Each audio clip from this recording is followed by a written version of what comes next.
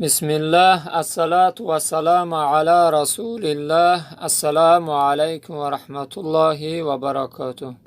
دوستان عزیز، از شما احترامانه خواهش میکنم که این نوار رو به دیگر دوستان و برادران برسانید تا اینکه خداوند متعال از لطف و مهربانیش از برکت این صحبت بهره مند بگرداند.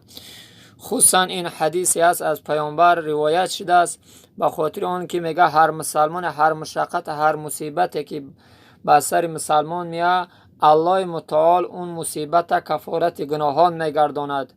خصوصا مردم مهاجر که در امروز عذاب میکشن، مشقت میکشن، برادران عزیز، همه اون مشقت مصیبتی که میکشید خداوند اون را کفارت گناهاتان قرار میدهد.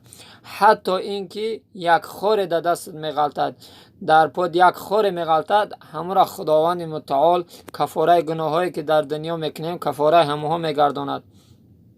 به همین خاطر کوشش کنه که همه این نعمتی که الله کفاره گناهات میگرداند، این مصیبت، این مهنتی که میکنه در برابر عبادت الله باشد.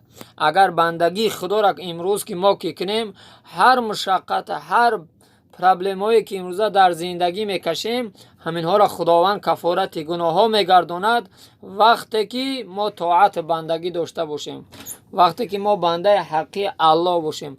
اگر او بنده که در زندگیش مشقت میکشه، عذاب میکشد، نه که سر به سجده پروردگار ننهد، الله هیچ محل از اون بنده راضی نمیشد.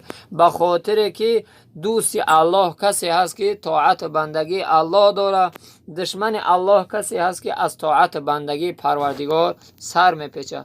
به همین خاطر کوشش کنه برادران عزیز که این نوار رو به دیگر دوستان و برادران برسانید تا اینکه از مصیبتی که امروز که میان خوشحال شوند که خداوند این را کفارت گناههای ما قرار میدهد.